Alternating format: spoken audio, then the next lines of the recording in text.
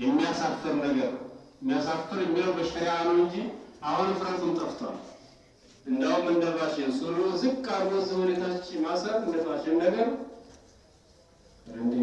በተለይ ሙስሊም እንደው ከእንስሳ ለየት ማለት አለበት። በቃ ተገላችን መሸፈን ያለበት መሸፈን አለበት። ፋሽኑ ቅርብን ረዘም ያለ ቲሸርት እንልበስ ወይም ደግሞ ከወጣችን ውስጥ ወይም ባገኝታን ተቀን እንዳይወጣ እንትን ማድረግ ያስፈልጋል። ገብታችኋል? አላሁ ጀለ ወዐላ ቁርአን ላይ ምንድን ነው ያለው? ያ በኒ አደም የአደም ልጆች አለ ኹዙ ዚነተኩም ዐንደ ኩሊ መስጂድ አይ ዐንደ ኩሊ ሶላት በየሶላቱ ውበታችሁን ያዙ። ውበታችሁን ምን ማለት ነው? አይ ዐንደ ኩሊ ሶላት የሶላት ጊዜ ውበታችሁን ያዙ። የሶላት ጊዜኛ ውበት ምንድነው? መሸፈን ያለብን ነገር ሸፍነን መስገድ።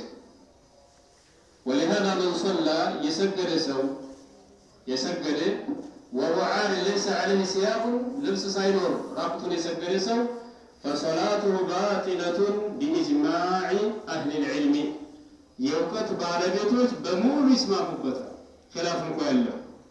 ሶላቱ ብልሽ ነው ቢኢጅማዕ አህሊ ልዕልሚ ኢላ ኢዛ ካነ ፋቂደን ለሃ ልብስ ያጣ እንደው ሲቀር ልብስ ያጣ እንደው ማለት እንግዲህ አንዳንድ ጊዜ ልብስ የሌለበት ቦታ ሆነ ሶላቱ ይደርሳል። የዛ ጊዜ አማራጭ እንሰግድ እንችላለን። ዝም ብለን ልብስ ያጣ ወራታ የራሱ የቻለ ያለ ያለው ግን ልብስ እያለ ቤታችን ማአት ልብስ እያለ ማአት ቀያሪ ልብስ እያለ የሆነች ቆራጣ ነገር ለብሰን ወይም የተቀደደ ሱሪ ከጉልበታችን በላይ የሆነ ቀዳዳ ሱሪ ለብሰን ያንን ጉልበታችን እየታየ ዘማናችን እየታየ ከሰገሩ ሶላታችን ምን ሆነ? እኛ ዘንድ የሰገዱ መስለናል። የወንድ ፋት ይደርፋል ስለሆነ ማለት ነው። ግን ሶላቱ የለም። አላሁ ጀለ ወዐላ ነቢያችን ዐለይሂ ሰላቱ ወሰላም ምን ይላሉ? ላ የቅበሉ ላሁ ሰላተ ሐኢድ ኢላ ቢኺማር አላህ ለአቅመ ሔዋን የደረሰችን ሴት ሶላቷን አይቀበላትም እላዋ ላይ ምን የለበሰች እንደው ሲቀር ጉፍታ ወይም ይላስማሉ ክሪም በሉት እንግዲህ ብቻ ያን ጸጉራቸውን የሚሸፍን ነገር ካልሸፈኑ ሶላት የላቸውም። ይሄ ምሳሌ ለሴቶች ነው። የሴቶች ራሱ የቻለ የሚሸፍኑ ነገር አለ። ከወንድ ደግሞ ለየት የሚል የወንድ ፍረተ ገላ ማበይነ ሱራ ወሩክባ ነው። ከጉልበት ጀምሮ እስከ እምብርትና ወማ ሐውለሃ ይላሉ እንደ ሰፊና በእምብርት አቅጣጫ ዙሪያውን ፍረተ ገላ በዛው አቅጣጫው ይቀየራል። ዝምብርት ጀምሮ ወደ ኋላም በዛው ትክክል መሸፈን አለበት። ወደ ኋላ ከኋላችንም ማለት ነው። ከታች ጉልበታችን ድረስ እዝታይ ድረስ መሸፈን አለበት። ለወንድ ፍረተ ገላ ይባላል። የወንድ ይሄም ሸፍኖ መስገድ አለበት። ሴቶች ከሆኑ ደግሞ ወልመርአቱ ትغጢ በደነሃ ኩለሁ ፊ ሶላት ኢላ ወጅሀሃ ፊቷ ብቻ ሲቀር በሶላት ጊዜ ሌላውን መሸፈን አለባት።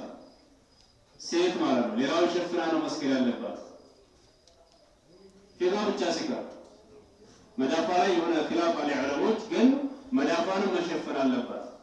አጅነቢ ወንድ ካለ ደግሞ ሁሉንም መሸፈን አለባት። ሐታ الوجه يغطى للأدلة الكثيرة على وجوب تغطية المرأة وجهها إلا إذا كان بحضرة الرجال الأجانب أجنبي باني ورون مش كانوا وإن الأجانبي من نبر منه جميع بدنها أجنبي زند إلى اللي فقه راسه فقه نسفينا أجنبي زند باني ورون مش زند ፊቷም ምንድነው? እፍረተ ገላ ነው ይላል ፊቱ። አሁን ችግሩ ሴቶች ያንን መስማት አይፈልጉም። ሁለተኛ እንኳን ያን ይቀርና እንጫቸውን እያሳዩ ባጣቸውን እያሳዩ አለፍም ሲል ደግሞ ምርታቸውን ገልጠው የሚሄዱ ሴቶች አሉ። ወልዓያዙ ቢላህ። በተለይ የሙስሊም ሴቶች ጥንቃቄ ማድረግ ያስፈልጋል። ስለዚህ ሲሰግዱ ሴቶች አንዳንድ እህቶቻችን ሲሰግዱ ፒጃማ ነገር ለብሰው የሆነ ጉፍታ ነገር ለበስ ያደርጉና አላህ አክበር ሲሉ በዚያ ላይ ይገለጣል፣ በዚያ ላይ ይገለጣል። ብቻ እንደዚህ አይነት አሰጋገዶች አሉ። መጀመሪያ ወደ ሶላት ከመግባታቸው በፊት ምን ማድረግ አለባቸው? መሸፈን ያለበትን ነገር በሙሉ ሸፍነው ከዛ ነው እንደገና አላሁ አክበር ማለት ያለባቸው። እንደገና